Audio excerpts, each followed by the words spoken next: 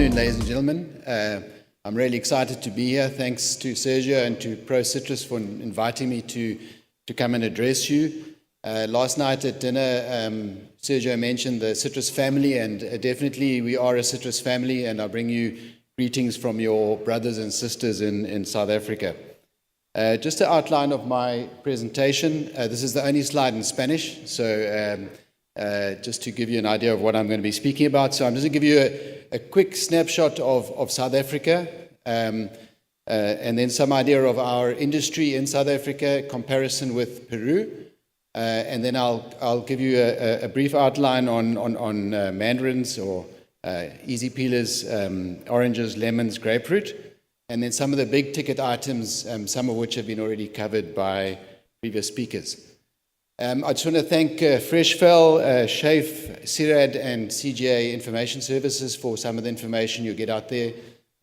These are very good sources of information for those of you who don't use their services. Okay, so some quick phrases, some terminology from South Africa that's very unique. Here in this picture you see our state president, or our last president, and his friends who have been stealing money from South Africa for the last 8 years. And we have a term there called state capture. So these politicians and their friends have been taking money from all the different state enterprises. And one of the state-owned enterprises that they've stolen most of the money from is our energy supplier. And now in South Africa we have what's called load shedding. Load shedding means they turn the electricity off. So at stage 4 load shedding, for 8 hours of the day, we have no electricity. And you can imagine the impact of that on small businesses who just cannot operate.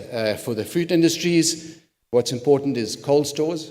So for those 8 hours, our cold stores don't run unless they're generators, and generators are very expensive. Now, obviously, as a result of load shedding and a result of the corruption, there's a lot of anxiety amongst South Africans, and there's a lot of political pressure for change. And so the government, they have election on the 8th of May, and so they're trying to appease the masses. And so we have now a new terminology called expropriation without compensation, where it's a government policy now that they will take land and not compensate the owners. Although they say they won't take productive land, it does have an impact on your property values and on the confidence in the country. And then because of all of this, we have a 30% unemployment rate in South Africa. So 1 out of every 3 people in South Africa is looking for a job. And if you drive into the urban areas, you have these car guards. These are people that will look after your car while you go shopping or go to the restaurant to make sure your car's there when you come back. So South Africa is a mess. And it's very good to be in Peru where the lights stay on. And the one positive factor of all of this is the exchange rate. As a result of all of this, obviously our exchange rate is very weak, which helps us with our exports. One of the bright stars in South Africa is the fruit industries in general. We produce a lot of fruit. And just a snapshot of the citrus industry. You'll see that in the middle there we farm on about 83,500 hectares. The majority of it up in the north, in the Limpopo province, and then in the Eastern Cape in the center, and then down in the Western Cape down in the south. Unlike Peru, most of our product is oranges, so almost 60% of what we produce or what we export is oranges. And then we have soft citrus or easy peelers, and of about 19%, and then lemons, and finally grapefruit. And these percentages have been changing over time. So where do we send most of this product to? You'll see that Europe, 32%, and the UK, we keep them separate because they're going to be separate soon, at 10%. So but the EU at the moment, about 42%. We send a lot of fruit into the Middle East. That used to be 20%. It's now about 17%. We divide Asia into Asia and Southeast Asia. The Asian markets are Hong Kong, China, Taiwan, Malaysia, Singapore, Vietnam, and that's about 8%. And then all the other, that's about 17%, and then all the other Asian countries, which is dominated by Japan, about 8%. Small amounts into North America, into the USA and Canada, and that's because we only have access from the Western Cape into the US at the moment. Okay, so some comparisons between South Africa and Peru. Sergio has given you some stats on Peru, but just to give you an idea of the comparison with South Africa, we started exporting in 1906. I think you said 1990s from Peru. So 1906 to 1970, you'll see those red bars are every 500,000 tons that we've exported. So it took us 64 years to get from 0 to 500,000 tons, 31 years to 1 million tons, and then 12 years from 1 to 1.5, 6 years to from 1.5 to 2 million tons. So you can see the growth. Every 500,000 tons has almost taken the half amount of time to expand to those new levels. And from the citrus that's in the ground at the moment, it'll take us 3 years to get to 2.5 million tons. And the reason why we say that can be seen in this in the graph there, where under the age of 4 years in the orchards, the lemons are 42%. So in other words, 42% of our lemon orchards are under 4 years old. So they haven't even started getting into production. And 46% of our easy peelers are under 4 years old. So there's massive production coming from those two categories. Sergio went through some of the figures from Peru. In the last 10 years, Peru has been the fastest growing exporter in the world. Over 400% increase since 2007 or 8. And then you can see the other countries behind there. Obviously, South American country, Chile, also increased a lot in the last 10 years. Egypt, Pakistan, China, and you'll see South Africa in terms of expansion, not as fast as Chile, as Peru, because of the fact that we started from quite a high base. So the export growth there, I actually attended this seminar in 2006. This is the first time back since then. You can see in 2006, Peru was exporting just below 40,000 tons. South Africa was just over 1 million tons, and you can see the growth over those years in terms of South African export growth versus Peru export growth. In terms of market share, out of the Southern Hemisphere, these figures are supplied by SHAFE, the Southern Hemisphere Association of Fresh Fruit Exporters, which Peru and South Africa are members of. And you'll see there that South Africa is about 62% of Southern Hemisphere citrus exports, and Peru about 5%. Our product mix, we export about 60% oranges, as you saw earlier, whereas Peru is about 80-something% mandarins, so very dominating on the mandarin sector. Okay, I'm going to go through the 4 sectors now, and there's a lot of information here, so it's a bit of death by PowerPoint, but I'm not going to go into each of the figures. They will be available on the website later on, so you can see a little bit more of the detail. And each of the 4 sectors, I'm just going to go through the same sort of stats. So firstly, the biggest producers of these products, and we're looking at easy peelers first. And I've excluded China, because if you put China there at 15 million or between 15 and 20 million tons, then you can't see the others because it dominates the production of easy peelers so much. But they export very, very little of that.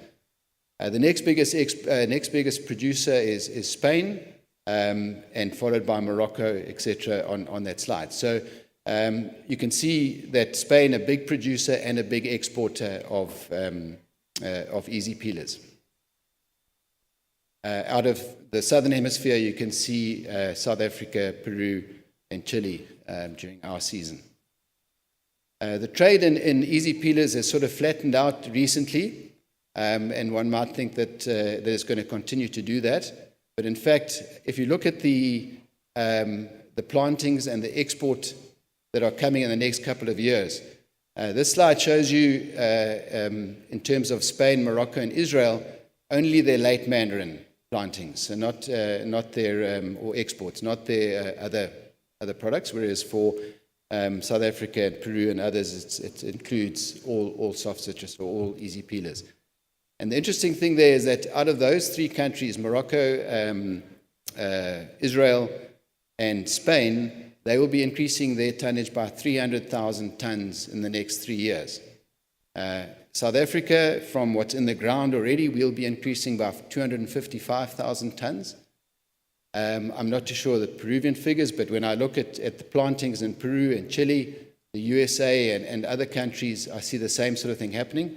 So we probably will see the trade in easy peelers increasing by 1 million tons in the next 3 to 5 years, which is 25% increase. So the challenge is going to be where we're going to sell all this fruit. I think to a certain extent, the late mandarins, the Nadorkots, the tangos, and those products will take away market share from the earlier products, Satsumas and some early clementines. So I already see in South Africa people are taking out their Satsumas and replacing them with late mandarins. If we look at the importers, the biggest importer is Russia, massive imports of easy peelers, then followed by a number of European countries, the USA. So interesting enough, the USA, a big importer and a big producer of easy peelers, and I think Zach will tell us a bit more about how they've done that. And then you'll also see Iraq and Ukraine in terms of Eastern European countries. So the per capita consumption, even though the US is importing so much and producing so much, their per capita consumption is still fairly low. So when we look around and say who's going to buy all of this fruit, we need to start looking at per capita consumption and doing various activities to increase the per capita consumption in those countries that are behind in terms of how much they consume. Southern Hemisphere market share, if you ever look at how much is exported, we exported from South Africa about 37% and Peru about 25%. So between the two of us, fairly over 50 or 60% of the easy peelers. Some technology, obviously, in easy peelers in South Africa. Most of the new plantings are under netting, and that is for a number of reasons. One, in the Western Cape for sunburn and for wind protection. Up in the north, it's mostly for hail protection. But what we find under the netting is, firstly, you only use 60% of the water that you would use in the open. So big water savings, but also your production, you get vigorous growth under this netting, and we get sort of 30 to 40 tons per hectare after 3 years. So you're multiplying your production that much quicker under netting. It does come with some problems in that your pest and disease management has to be really on target, because pests and diseases really flourish in that environment under the nets. I know that the people from Wonderful Citrus are going to speak later, but really the thing that's going to drive and make us able to sell all of this fruit is through branding. And the Halos brand and the Cuties brand in the US have done amazing work in terms of expanding the consumption of those products in the US. Then there's also Jaffa, there's Clement Gold, and there's various others. Easy peeler citrus of all the citrus varieties lends itself to branding, and we hope that more companies will take up the branding, and that in that way we'll be able to sell all the fruit that we are going to be producing. Okay, so I'm just going to go through the others fairly quickly. This is the oranges. I know you don't do a lot of oranges in terms of exports from here. Those are the major countries where oranges are imported into, or the export destinations. So you can see China, a big importer of oranges, a big producer of oranges. I've left off Brazil because, once again, if you put Brazil's 15 million to 20 million tons of production from Brazil, you once again can't see the the other countries. So China, big producer and exports very little. Mexico, big producer, also not exporting a lot of fruit. And then you start getting into the exporters coming from Spain, Egypt becoming a huge factor for everybody. Egypt is so well placed geographically, they can throw their oranges into Europe, they can throw them into the Middle East, and they can throw them into Russia. So for them, they're ideally placed to become a bigger threat in the future. The trade in oranges not really increasing that much recently. The importers, these are the major importing countries. So China is the biggest importer of oranges, mostly from the US, also from Australia and South Africa in our season. And then a number of European Union countries, Netherlands, France, Germany. Russia, once again, a big factor in orange imports. Saudi Arabia, so the Middle East, that's really a gateway into most of the Middle Eastern countries, goes through Saudi Arabia, and then Ukraine and Iraq. Once again, per capita consumption, you'll see that the countries like the EU consume a lot of oranges, and it's mostly driven by these juice vending machines. So they require a certain sizing of oranges, smallish oranges, which we never used to be able to sell in the past. So that's given us a good market for those caliber Valencias. In terms of the Southern Hemisphere orange exports, South Africa exports about 82% of Southern Hemisphere oranges. And then I think one of the big issues that we have to look at over time is promotion. I know Peru is always at Asia Fruit Logistica and at Fruit Logistica and various other trade shows around the world, as is South Africa. And so we have to start raising the profile of our products in those markets. Looking at lemons, I know that you do more limes than lemons. But if you have a look at the biggest lemon producers, it's basically Argentina, and then Spain and the US. Argentina also a big exporter of lemons. Lemon trade has increased dramatically in the last few years, and it's going to continue because there's more and more countries planting lemons. In South Africa, we've been planting lemons over the last 5 years, and we anticipate that we will have another 180,000 tons of lemons to export in the next 3 years. Lemon imports, Russia, once again, biggest lemon importer in the world, followed by a number of European countries, and then Saudi Arabia is our biggest export lemon country as an individual country. And then if you look at the per capita consumption, Japan very low, so there might be some potential to increase that. And then Ukraine also and Russia not as high as some of the other countries. In terms of the Southern Hemisphere, South Africa and Argentina dominate the lemon market. Recently we did some consumer research to see where perhaps we can sell more lemons. We did a consumer research study in Saudi Arabia, just to determine how much we can sell extra into the market and what we need to do in order to stimulate more demand for lemons.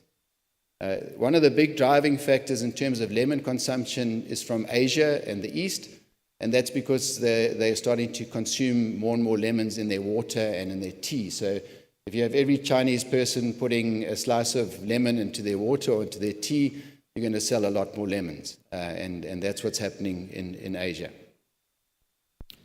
And then finally, the category that the lost category is grapefruit. The USA is still the biggest producer in the world, although with all the issues that Florida have, they're something like 40% of what they were at the height of their industry. Mexico also big in grapefruit, and then South Africa at number 3. And South Africa is the biggest exporter of grapefruit in the world. And there you can see the trend as opposed to the other citrus categories. So grapefruit is really decreasing in terms of trade in grapefruit around the world. The biggest importer is Netherlands. They import and actually then truck a lot of that into Germany and into France, although there is some direct product into those two countries as well. And then you can see China and Russia also significant importers of grapefruit. So there you see the per capita consumption. It's not as exciting as the other citrus varieties, and obviously there's work to be done in terms of stimulating more demand for grapefruit. In terms of exports, nobody else exports grapefruit other than South Africa. Everybody's pulled their grapefruit out and replaced it with better returning varieties. One of the reasons why people are turned off grapefruit is because of the impact that it has on certain medicines, and so there is advice on certain medicine labeling, etc., not to take grapefruit if you're taking this medicine. We've tried different campaigns in terms of stimulating demand for grapefruit. Interestingly enough, people say that consumers in the East like sweeter fruit, but we're finding that the biggest growth market for us at the moment is South Korea.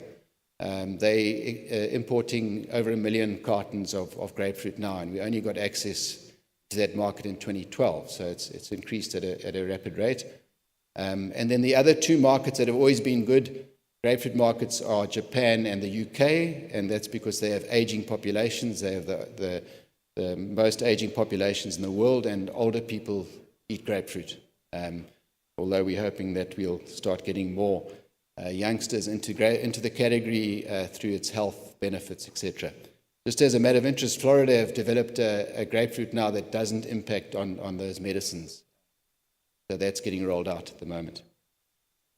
This slide I haven't actually shown back in South Africa. We only just got the numbers recently, and unfortunately it doesn't show a very good picture in terms of returns. 2018 was a very poor year for South Africa in terms of financial returns. I'm not too sure how it was in Peru. But you'll see that all categories, easy peelers, oranges, lemons, and grapefruit, they all decreased. These are FOB returns, and this is across all markets and across all sizes and quality, etc. So not a very pretty picture in terms of the economics of citrus. We hope that turns around. When we talk about biosecurity, most of you don't think of lions in your orchard, but our lady who tests the traps in the orchards was driving down to go and have a look at some traps, and she saw the female lion walking past. On the right-hand side is the fence between this farm and Kruger National Park. So obviously the lion had found a hole through the fence, and then she saw the male in the picture below on the left, and they stayed in that orchard for about a month, and she couldn't get in there to check her traps. So it brings a different idea to biosecurity, but definitely the biggest beast in our orchards, in the orchards to come, is the psyllid that brings HLB. Pedro, we don't actually have HLB in South Africa at the moment. We have African greening. But as our Professor Hutting has said, it's not a case of if we get it, it's a case of when we get it, because it's coming. If you have a look where the Bactricerium is now, it's in Ethiopia, which is the top red cross, and where the psyllid is now is both in Tanzania and in Kenya, which is just north of us. And so the likelihood is that psyllid and the Bactricerium will move down the east coast and enter South Africa through Mozambique. There are also possibilities that we might get point incursions, and those are the yellow stars there, where it might come in through people bringing in curry leaves or other host material into South Africa. I'm not going to go into a lot of detail on HLB because Pedro covered it very well, but we all know what happens when it comes in. It spreads incredibly quickly. There was Florida. It came in October 2003, I think it was, 2005, the bottom right-hand side, and then it just spread up throughout Florida in the next few years. And that shows a heat map of the spread of HLB in Brazil. So, once it gets in, as you say, it just devastates your industry. That's just a map of the different types of greening. So obviously in Asia, they have Asian greening. In South Africa, we have African greening. And then in America, you had American greening, but now the HLB is actually coming in and taking over those other types of greening, which is very concerning. Another factor to consider is phytosanitary issues. Now, fortunately, I don't speak Spanish and I don't read Spanish, so I don't really know what the Spanish have been saying about South Africa, but I understand it's not very complimentary.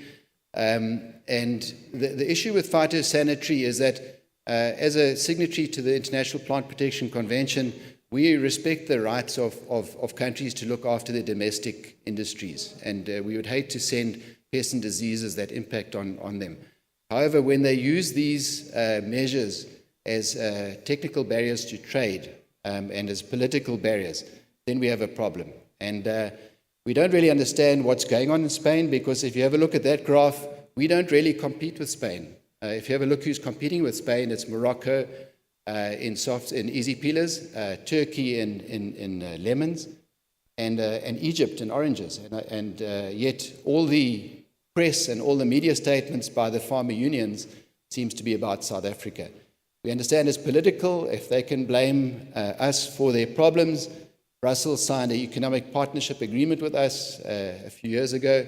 If they can blame Brussels, then they get compensation. And basically that's what they're after, is some form of compensation. We also don't understand it because our record in terms of interceptions has been exemplary over the last couple of years. Last year, in terms of citrus black spot, we got 2 interceptions for the whole year out of 800,000 tons into Europe. And in terms of false codling moth, we had, I think, 9 interceptions. And if you compare it to these other countries who have other products with false codling moth, you wonder why those countries aren't singled out in the press, and yet they seem to be singling out South Africa. And obviously, it's a political issue and not really a phytosanitary issue. Infrastructure and logistics, with a huge increase in our production up to now, or exports up to 2 million cartons, it puts a lot of pressure on your infrastructure and logistics. So I know that your industry is increasing, and I just advise to make sure that your logistics, your cold store facilities, your port infrastructure, etc., keeps pace with your industry, and in fact is ahead of your industry in terms of developing that infrastructure, because now we are under huge pressure. We don't have enough road vehicles to transport the fruit from the farms, which are up in the north, are more than 1,000 kilometers away from the port. So we're trying to move more onto rail, but then there's a big investment needed by the state in terms of rolling stock and locomotives and wagons. The other big issue is in terms of shipping. Most of the bulk reefer vessels are have come to the end of their life, and so people are moving across. I think we used to be 60-70% bulk reefers. We're now 10% bulk reefers, 90% onto containers, and there's going to be a shortage of container equipment in the next few years, because the build in terms of containers is not as quick as the demand for containers. So there is a concern around that. There's also a new tax on sulfur diesel that's going to be coming in, and that's apparently going to put more of these older bulk reefers out of business. So there's going to be a lot of pressure in terms of making sure you have enough equipment to get your fruit from Peru or from South Africa to the different markets. Then just on research and development, we have a sterile insect technology for false codling moth. We drop 40 million moths a week onto our orchards, and we've suppressed the wild population of the false codling moth down to almost zero in some regions. So that's the importance of research. In South Africa, we have Citrus Research International, which is 100% funded by the Citrus Growers Association. So the farmers spend about 60 million rand, which is probably about $5 million a year on CRI in terms of research. And then we have 2 commercial companies, River Bioscience and Exit, that take the outputs from that technology and then convert it into goods and services to the growers. So just to give you an idea of our levy spend, we spend about 70% of our money on research and market access. By far the most important issue for us. We spend about 20% on transformation, which is a unique issue in South Africa, and that's in terms of assisting black growers in the country to become successful and profitable. And then my last slide is one from SHAFE around free trade agreements. So if you look along the top axis, those are the Southern Hemisphere countries. And then down the axis on the left is all the Asian countries that we want to access. And if it's yellow in the block, that means that there's something being discussed. If it's green, that means either a free trade agreement or a preferential trade agreement has been concluded. And if it's red, it means nothing's being done. So you can see the huge disadvantage that South Africa is in terms of free trade agreements and duties. You can see that the Peruvian government has been doing a fantastic job in terms of signing up free trade agreements or preferential trade agreements with those trading partners. So that puts us at a huge disadvantage in these countries that have very high tariffs. So I want to just thank you very much for this opportunity. Please, those of you on Twitter, follow me on Twitter. I put fairly interesting information from South Africa on there. Please visit our website. There's a fair amount of information around the Southern African citrus industry there. And if there's any individual information that you need from me, please don't hesitate to send me an email. Thank you.